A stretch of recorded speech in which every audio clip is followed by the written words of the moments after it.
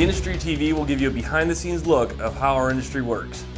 We're going to give you an in-depth look at some of the industry's most innovative products, services, and organizations. Then we're going to take a look behind the scenes and look at the manufacturing, the development, and the concept of everything. Then we're going to head out to the field and see how everything works. And that's not all. On this television series, you're going to get tips on hunting and producing video from top professionals in the industry. You're not going to want to miss an episode. Welcome to the Industry TV.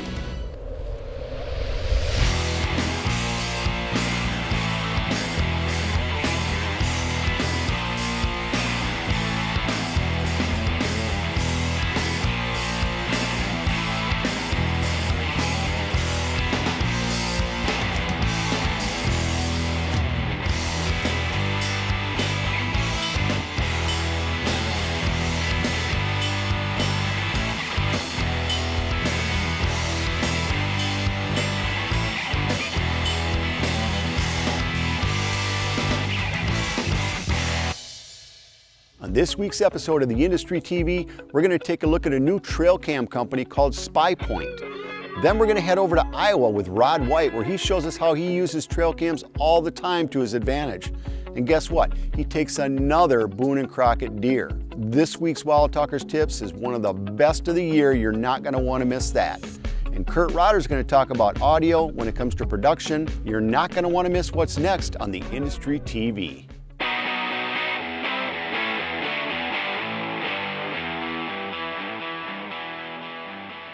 SpyPoint is a line of game cameras that does video, photo. It is meant for, for scouting your deer or to hang over a bird feeder for your outdoor enthusiasts. The quality is there for both. The Pro X model features a 12 megapixel camera for better picture quality. We have a 3-inch viewing screen that you can take right out of the unit and view your photos right at the spot. A really neat feature about this camera is the audio. It's one of the only cameras out on the market that you can actually, hear two bucks fighting. We have 46 LED lights. We have a 5-zone sensor which captures your animal coming in sooner than most game cameras. We print date, time, and moon phases on them in the photos. The cameras are going to run on 6 AA batteries or a lithium battery pack.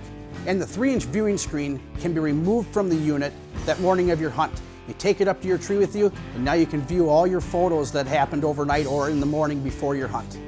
SpyPoint has a full line of game cameras that range from $129 up to $349. The quality and the technology are the exact same in every camera.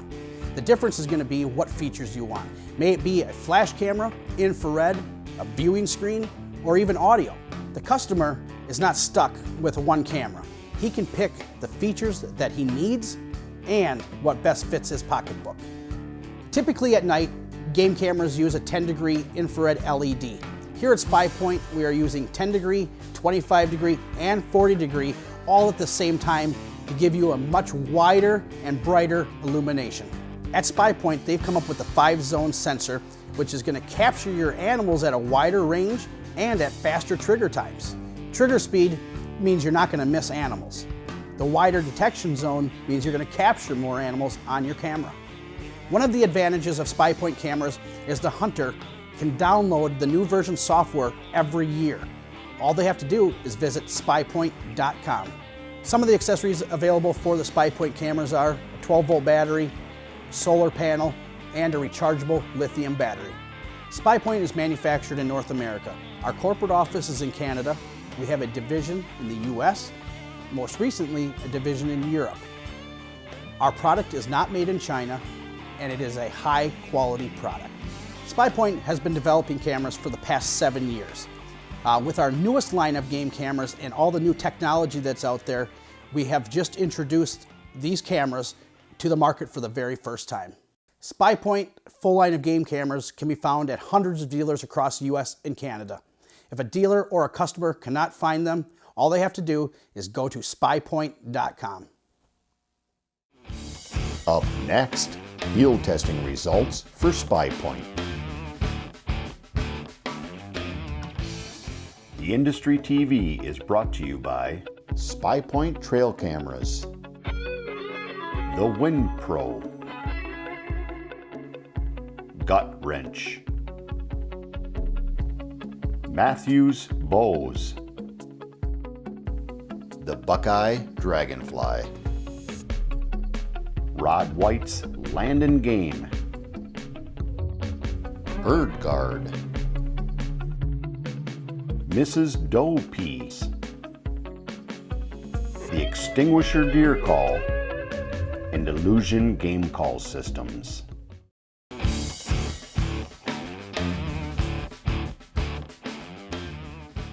One of the keys to success later in the season, by far, I think, is the fact that when we go in to plant the food plots and do those first phases of preparation, we'll walk every inch of that property with our clients. When that's done is also the same time that we need to go in there and hang the stands and get the property set up for November. By hanging those stands well in advance of the hunting season, we don't violate any trust that we're going to try to build with our deer throughout the entire season on the property. After the stands are placed, it's time to start monitoring the activity on the property with the game cameras.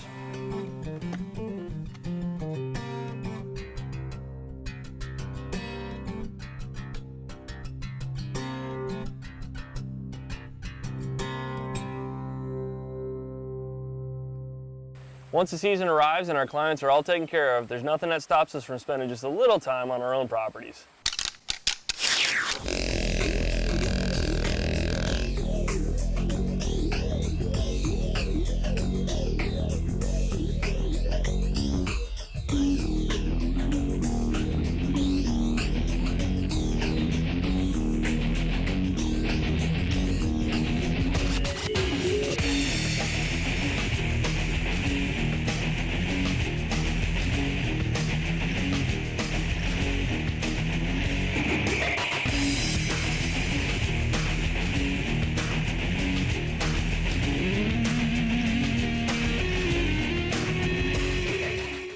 The critical part that you have to remember when you're dealing with a deer of this caliber, when you see him come crashing and disappear again, is that he's not necessarily leaving the property, leaving the area completely.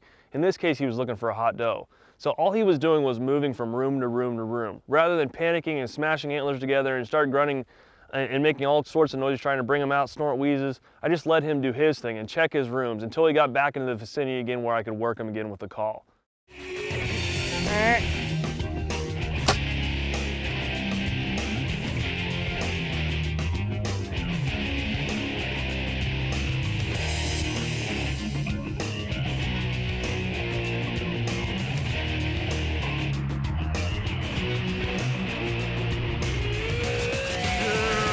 That's what I'm talking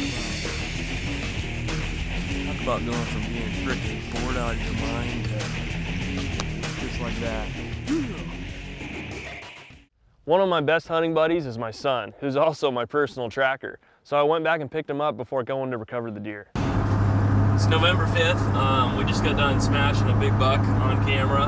We're headed to pick up my son to go track him. It's on one of our properties, actually my personal property that I bought, 85 acres in Jefferson County.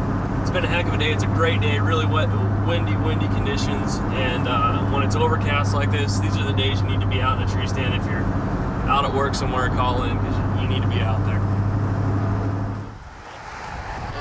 Circle clear around us.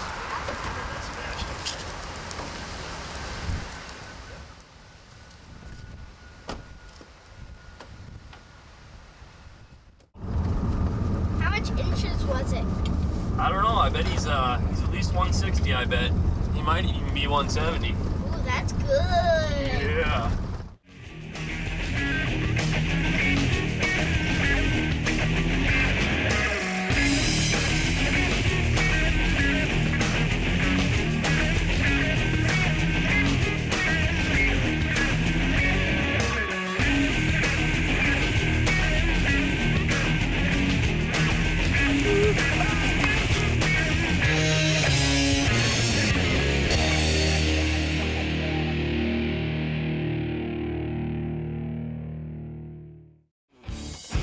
Up next, trail camera techniques with Rod White.